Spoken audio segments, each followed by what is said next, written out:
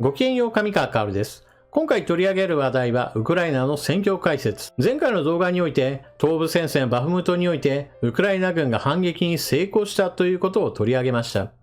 その後の戦いについて言ってもロシア軍はまともな抵抗ができず、じわじわと押し返され占領地を失っている状況となっています。さらには、そのような状況の変化に対して、ロシア側の動きとしては、ちょっとしたプチパニックが起こっているようなのです。今回の動画では、そうしたロシア側の反応とともに、本来であれば戦略的な価値のないバフムト攻防戦を、ウクライナ側は、これを政治的価値ある戦いへと変化させようとしていることについて解説しようと思います。まずは地図を使って現在の戦況から見ていきましょう。戦争研究所の発表している地図をもとに解説を行います。こちらは、東部戦線バフムトにおける戦い、赤で塗られている部分がロシア軍の占領している地域です。これに対して前回の動画でもお伝えした通り、ウクライナ軍の反撃が行われています。ウクライナ軍の反撃については、青い矢印で示しました。この中で最も大事なのは、これまでウクライナ軍のしてきた反撃は、どちらかというと、バフムトの町が包囲されないように、町の西側、撤退路や補給路について確保するための戦いが主でした。しかし、今回の反撃は明らかにそれを踏み越えたものです。昨日の戦いにおいては、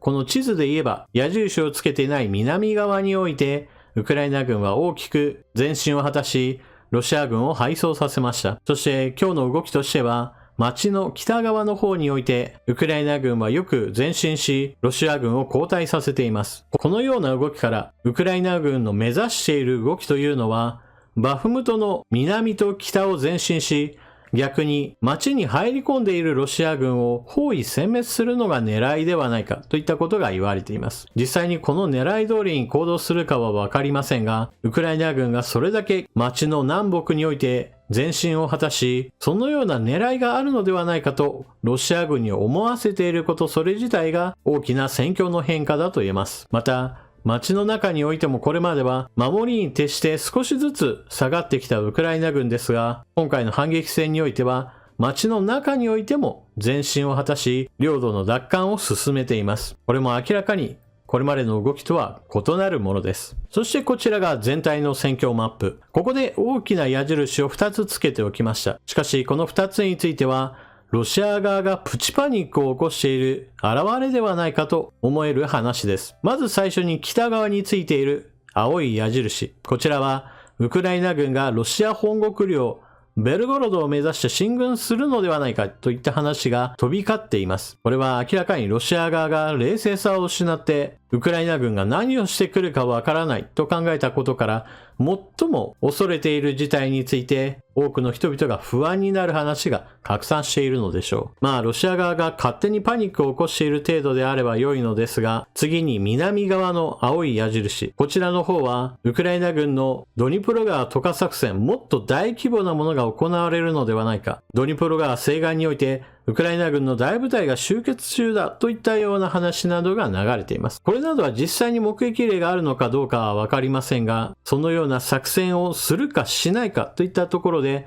いわゆる情報戦の類だと思います。たとえ少ない兵でも見せることによって、これによって警戒心を高めることができれば、ロシア軍をこの地域に引っ張ってくることができます。詳しくは解説しませんが、南部のザポリージャ州でもウクライナ軍の攻撃が行われている話もありますし、また東部戦線においても、バフムト以外の場所においても各地でウクライナ軍の攻撃が始まっているようです。これらが一斉に連動していることは明らかで、ロシア側の対応能力を超える形で攻撃を行えば、必ず混乱し、脆弱な部分を打ち破ることができるだろうとウクライナ軍は計算したのでしょう。実際そのようになっているようです。これはロシア軍の質が低下しているからこそ起きる強行状態だとも言えます。本来であれば前線に近いところで戦争慣れした司令部が存在すれば、様々な局面において指示を求める部隊から連絡が入っても、それぞれ適切な指示を行うことができるでしょう。しかし、ロシア軍は長い戦いの中において、少しずつ熟練の将兵を失ってきました。ですから、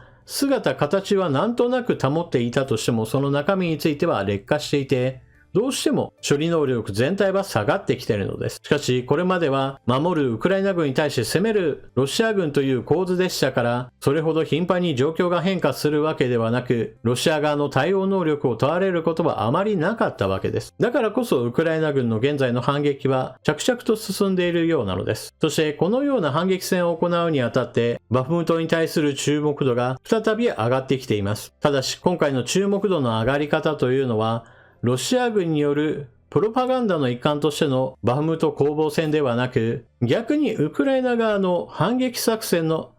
うまくいっているぞというアナウンス効果としてのバフムト攻防戦です。そもそもバフムトは東部戦線全体のことを考えた場合において、戦略的にここが非常に重要だとは別に言えないような場所です。しかし、ロシア軍としては冬の間ずっと攻勢をかけてきて、結局のところまともに占領地を広げられたのがバフムトだけだったといったところから、バフムトさえ落とせばあたかもウクライナ軍全滅させられるんだみたいな、とてつもなく自分たちでハードルを上げてバフムトの価値を底上げし続けてきたわけです。しかし今回はそれが全くの失敗に終わり、さらにはそのような見せかけの価値の底上げをまさにウクライナ軍が利用しようとしているわけです。ロシア軍が徹底的に攻撃してなんとか占領しようとしたバフムト、とてつもなくロシアにとって重要であるかのような話になったのに、しかし現在はウクライナ軍の反撃に伴ってもはや街は落とせそうもない。しかも下手をしたらこのままバフムト攻略を仕掛けていたロシア軍がウクライナ軍によって逆に包囲されるかもしれないという危機に陥っているわけです。実際に現在の戦局においてはまだ逆包囲が始まったわけではありません。しかしそのような懸念が出ることそれ自体が、これまでバフムトを落としさえすればみたいなことを言い続けてきたロシアにとってはまさに逆手に取られたわけです。このあたりはウクライナ軍の作戦がかなりうまくいっていると言えます。ただしバフムトの話は今のようにロシア側が勝手にその価値を底上げしてきたからこそ、それを逆手に取ろうとするウクライナ軍の動きなわけですが、そもそも論としてのウクライナ軍の反転攻勢、その大本命はバフムトでロシア軍を包囲殲滅することではありません。いわば本命の作戦を隠すための本格的な陽動作戦とでも言えるものです。もちろん包囲殲滅作戦がうまくいけばまとまった数のロシア軍を撃滅できるので、それもまた戦史に残るような大勝利になるでしょう。しかし最も大事なのはバフムトの街においてロシア軍をある程度痛めつけるというよりもむしろ反攻作戦をうまくさせる。つまりバフムトの街に対するそのような作戦が発動されるのであれば、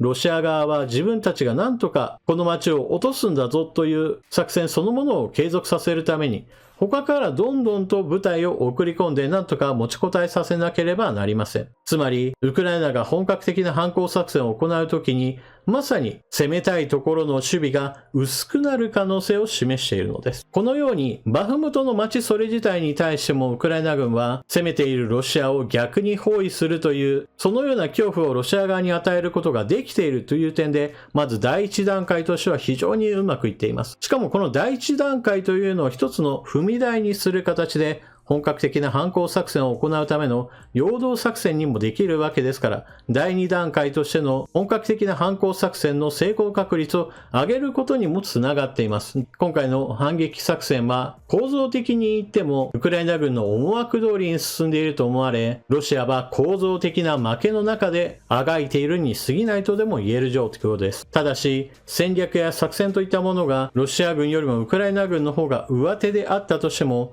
そのような作戦がうまくいくかどうかは最終的には戦場における兵士たちのぶつかり合いによって決定します。今回のウクライナ軍の反撃に伴ってバフムトの戦況は大きく変わろうとしています。そしてそのことを土台として本格的な反攻作戦への道も切り開かれつつあります。2022年秋、ハルキウ州で行われた電撃的なウクライナ軍の勝利、それに続いて2023年もまた戦史に残るようなロシア軍の大敗北といったものが再び繰り広げられてほしいものです。というわけで今回の動画はウクライナ軍の局地的な反撃に伴って東部戦線バフムトでの状況が変化しつつあります。そしてこの変化そのものを引き金として次の段階へと話はさらに進んでいくかもしれません。今後も戦況の変化については非常に注目すべき時期だと言えます。それでは動画を最後までご視聴いただきありがとうございました。チャンネル登録していない方はぜひともチャンネル登録していってください。そして動画を見終わったら評価ボタンのクリックとあなたの感想、コメントをよろしくお願いします。それでは次の動画でまたお目にかかりましょう。またね。